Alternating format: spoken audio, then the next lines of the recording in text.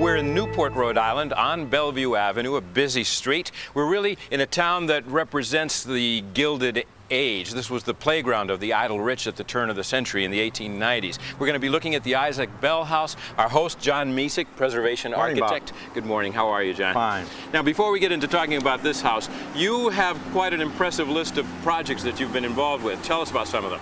Well, you filmed a few years ago Monticello, right, where we restored Jefferson's roof in time for his 250th birthday. Indeed. And then we moved on to Poplar Forest, his retreat at Lynchburg, Virginia, where we've been working a number of years. And what are you doing right now besides the Isaac Bell House? Well, we're also working out in Wisconsin at Frank Lloyd Wright's Taliesin, his great home in the hills of Wisconsin. Some very heady addresses. Now, tell us about Isaac Bell. Who was he, the man that built this house? He was a cotton merchant who retired at the early age of 32. He made his fortune and decided to take up residency in Newport. And this is 1880? Yes, he starts the house in 1881, he moves in 1883. Okay, and how did he get hooked up with the McKim, Mead and White, the kind of rebellious young architects that they were? Well, they all were in their 30s, except White was 28 at the time.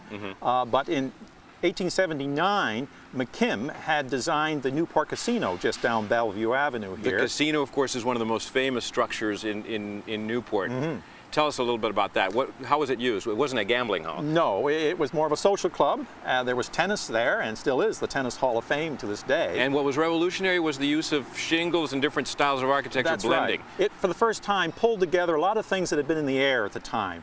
Queen Anne revival in England. It was very influential here in the 1870s. The stick style was dying. Victorian verandas and millwork. But McKim had been looking at colonial architecture for nearly a decade and photographing it. Now, you can't really tell much because of the house's condition right now, but you have a photograph that does give us an idea of what this house looked like just a year ago in terms of the masses and the shapes. Can you describe it for us? Surely. Unfortunately, you're seeing it at a very ugly stage, but this is as it was 2 years ago. And you'll notice it sits on the corner of Bellevue and Perry Street. The design is very much made to fit this nice flat lawn. And it ends with, or rather it's bracketed by these turrets. The energy of the facade is absorbed by this projecting sleeping porch here on the second floor, or this bedroom turret down here on the Perry Street let's side. talk about the architectural restoration, because I was surprised to see all this felt paper attached to the sheathing and the side of the house. What's the story? Well, we've taken all the shingles off the house, except on the north side, where original shingles from 1883 have survived and may for another century, because it being north, it doesn't take the beating from the sun. But on the side we're looking at now, there were 3 generations of shingles, and so in order to protect the work while we have the shingles off, we put the felt up. The felt will come off. Okay, so that's temporary. That's temporary. It will come off before we... Now, this is the garden facade. Is the entry to the house along the... It's along the side, and a roof sticks out to support the shed. Just take a closer look. You've got to admit, this is pretty odd and unusual detailing over here.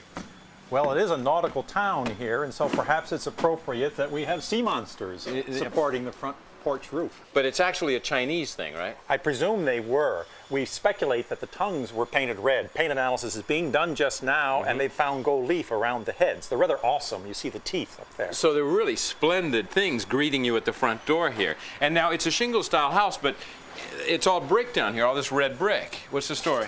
I believe they wanted to create an earthy base to the house, as well as a more shadowed enclosure to the porch. And this is something Stanford White's done in a number of his houses. The house across the street by him has a stone base. Okay. Now, is this one of the columns that you're... Yes. It's going to be stripped of its paint. I've never seen something like this. Look at it's turned to resemble bamboo, Exactly. I guess. That's what we presume, another oriental feature that's been added to the house. Yeah, so the rings and then just the slight bit of a swelling on, it's beautiful work. Well, the house is full of beautiful work, as you'll see. Paneling is what we're here to look at, Come inside. There's a pretty vast front hall, John. It's a very welcoming space, the largest one in the house. And now the paneling that we're looking at over here in the carving, this doesn't look like it's 1890s. What is all this? No, we speculate that the Bells got this perhaps on their honeymoon in France. It's a Breton bed panel. Beautiful. A framed alcove bed in a peasant's cottage, probably. Look at the wonderful carved birds and flowers throughout this. And so they got enough of this antique paneling to create this whole section of the fireplace wall here. We have it all over. The whole alcove is lined with this. Now what's behind these spindles? Well, once it's cleaned in the restoration, you will see that it's a bright polished tin behind there, which reflected the light, of course, especially at night, and made it all come alive. Indeed. And the fireplace must be 6 or 7 feet across, and all of it's lined with these beautiful Dutch tiles.